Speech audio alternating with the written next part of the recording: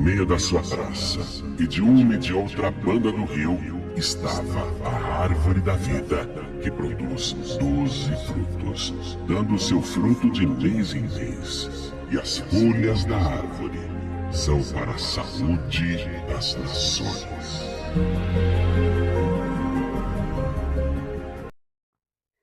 Olá, seja bem-vindo a mais uma meditação bíblica. Hoje nós queremos convidar você para mergulhar um pouco na Palavra de Deus e meditar sobre algumas coisas que foram reveladas já na Palavra de Deus. E qual a nossa reação diante de cada parte dessa. E o nosso tema de hoje é pecados não confessados. Veja o que está escrito aqui em Provérbios 29, versículo 18.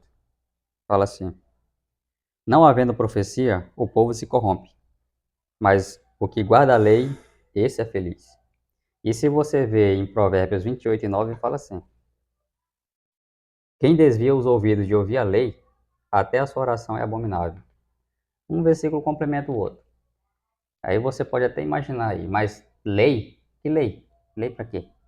Lei, tudo tem lei. As pessoas, os governos têm lei para poder organizar as pessoas, organizar a nação, organizar seja o que for. E Deus não é diferente, afinal de contas, Deus é o autor da lei. Ele que cria as leis para que as pessoas vivam em segurança e vivam em harmonia com a vontade dele. E a nossa história de hoje vai falar a respeito de Cã. Cã, ele era um membro da tribo de Israel e ele pegou algo que Deus disse que não era para pegar. Ele pegou algo que não era para pegar e escondeu ainda debaixo da casa dele. Foi dada a oportunidade para que o culpado teve a oportunidade de dizer que ele era o culpado, ou seja, de confessar o seu erro antes que ele fosse descoberto. O que a gente nunca deve se esquecer é que de Deus ninguém se esconde. De Deus você não consegue fazer nada escondido da presença de Deus, não tem como, não faz. Então, foi dada a oportunidade, passou a oportunidade, ele não confessou que ele era o culpado por tudo que estava acontecendo de azar na tribo de Israel. E então Deus foi diminuindo as possibilidades, né? Caiu na tribo, depois caiu na família, e depois caiu no líder da casa, no pai da família, até quando chegou nele. E aí depois que chegou nele, não teve... Aí depois que chegou nele foi que ele foi confessar que realmente ele tinha feito algo que não devia. Mas aí não serve mais, porque a confissão ela só tem valor enquanto o pecado não é descoberto.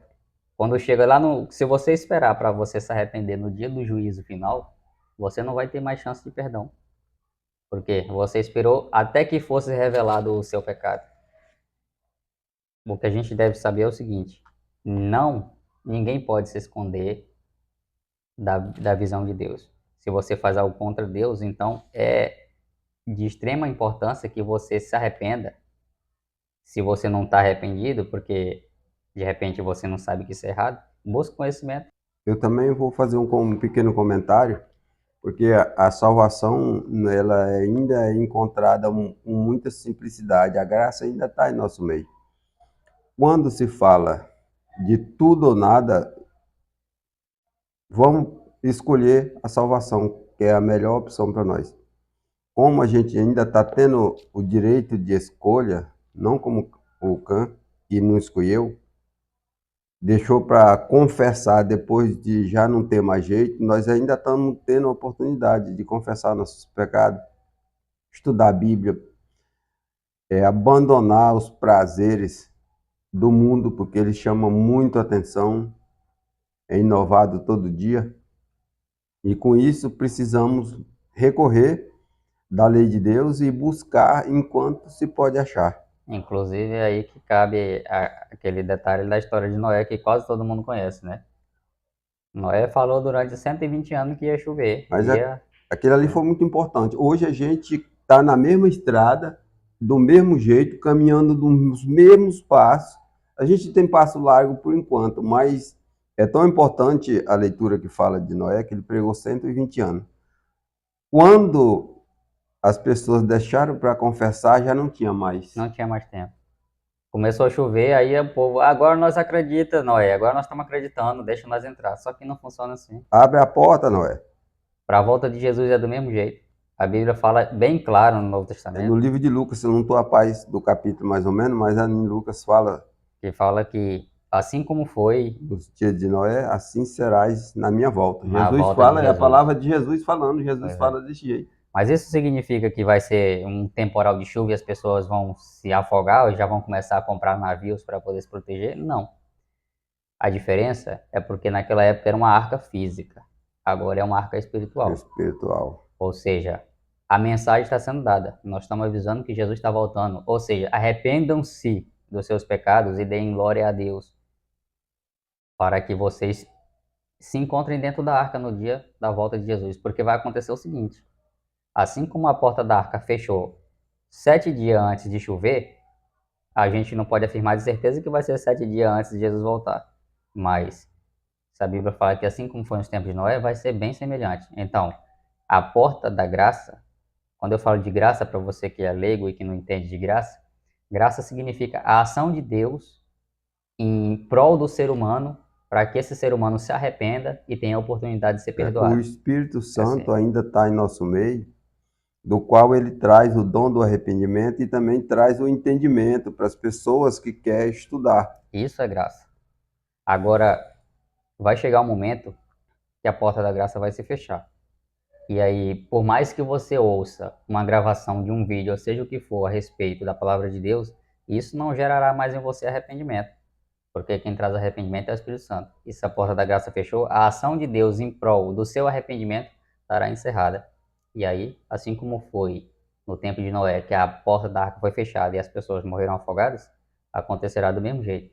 Ou seja, deixar para se arrepender, para buscar o arrependimento ou para pedir perdão a Deus quando é tarde demais, não tem mais volta. Você tem a oportunidade todos os dias de ouvir a mensagem do Evangelho, de buscar conhecer a palavra de Deus, de estudar a Bíblia, buscar conhecer os seus erros, buscar conhecer qual é a vontade de Deus com a sua vida, e você ignora. Vai ignorando, ignorando, até quando chega o ponto que a porta fecha. Quando a porta fechar, não tem mais volta. Você vai sentir medo, vai sentir terror, mas não vai sentir arrependimento. Porque arrependimento é a graça de Deus em prol do ser humano. E a Bíblia é bem clara em dizer que ela vai ser encerrada antes da volta de Jesus. Então, quando a porta da graça fechar e não houver mais a ação de Deus em prol do ser humano para que ele se arrependa, ainda vai ter um tempo de angústia daqueles qual nunca houve e nunca mais haverá de novo. Porque as pessoas buscarão, elas procurarão se safar da angústia que vem, mas não tem como. Os únicos que estarão em segurança é aqueles que ouviram a mensagem e aceitaram o Evangelho a tempo. Porque o Evangelho de Deus é uma boa notícia. Nós não estamos falando aqui de fim do mundo onde todo mundo vai ser destruído. Não. Nós estamos falando de um reino eterno, onde não haverá morte, nem pranto, nem dor, nem doença, nem sofrimento. Não haverá mais nada dessas coisas que oprimem o ser humano aqui nesse planeta. Isso são boas notícias. Mas a escolha de aceitar esse reino e viver de acordo com a vontade do rei é uma escolha que você deve fazer enquanto tem tempo. Porque quando o tempo acabar, só resta dois sofrimentos. Se você não conhece Bíblia, não conhece o ensinamento que a gente está acabando de falar, compre uma Bíblia, tome emprestado ou vá na casa de alguém e procure encontrar os mandamentos.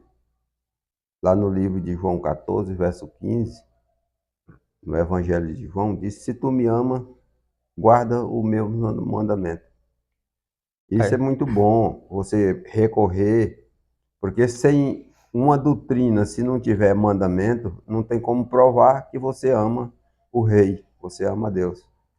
até porque às vezes a pessoa, quando a gente fala de lei, o preconceito está ali. O mundo foi ensinado que a lei de Deus é uma lei opressora. Só que veja bem, se você não obedece à lei de Deus, que é uma lei, ela não é uma lei que vai salvar você, não, ela é uma lei que mostra onde você está errado.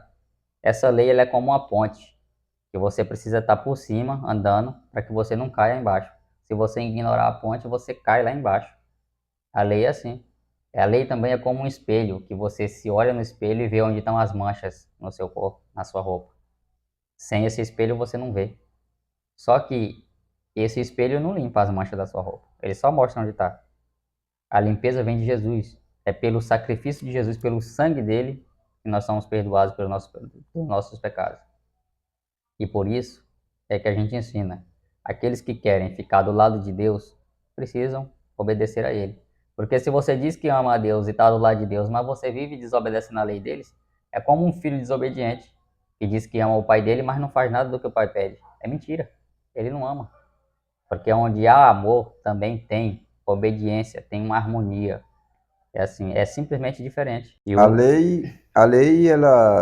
amedronta, assusta as pessoas quando você está de fora. Quando você está dentro da doutrina, você não encontra a lei como uma ameaça para você. Não. Romanos capítulos 3, 6 e 23 diz que o salário do pecado, você só sabe que o salário do pecado é a morte se a lei disser para você que você pecou. Se você não sabe que pecou, você está condenado à morte nem sabe por e quê. ainda não sabe. Você acha que está correto, você acha que está certo, você acha que está em cima do mandamento. Porque são dois: amar a Deus acima de todas as coisas e o próximo como a si mesmo. Mas isso é indicado pela lei, que se a lei não disser que você precisa fazer isso, você não vai obedecer, porque não tem lei, não tem regra, não E tem. outra, você também não saberia o que é amor se a lei não dissesse. Porque veja bem, raciocina comigo. Eu vou dar um exemplo bem simples que você vai se familiarizar muito fácil. Qual pai você acha que ama o filho? Aquele que tem regras, que impõe regras para que o seu filho siga essas regras e viva em segurança? E que disciplina esse filho quando ele erra? Ou aquele pai que faz tudo que o filho exige, ou seja, como se o filho fosse o líder, o rei, e o pai fosse o servo. Faz tudo para agradar o filho, para que o filho não fique revoltado, não fique triste. Qual dos dois você acha que ama o filho? E observando por esse ângulo, qual desses filhos mais na frente vai valorizar, vai respeitar o pai dele? Se você souber dessa resposta, você descobre o que é amor. E você descobre também como é que Deus vê o ser humano. Como ele. É uma forma simples de você saber como Deus pensa a respeito do ser humano. E essa foi a nossa meditação de hoje. Eu espero que você tenha compreendido, que você procure conhecer a esse Deus que te ama tanto a ponto de assumir a sua culpa, a ponto de assumir a sua condenação. Porque fomos nós que desobedecemos a Deus e a condenação vem através da desobediência. E essa condenação que nós merecíamos, Deus assumiu para que nós pudéssemos ter a oportunidade de ser fiel a Ele novamente. Eu espero que você tenha compreendido e que você compartilhe também essa mensagem com outras pessoas para que elas também conheçam que a volta de Jesus está próxima, o tempo está acabando, o tempo de fazer escolhas está acabando. E nós devemos aproveitar para fazer nossas escolhas enquanto ainda temos tempo, porque ele está acabando, a porta da graça está fechando, e depois que ela fechar, aqueles que ficarem de fora não terão mais a oportunidade de entrar.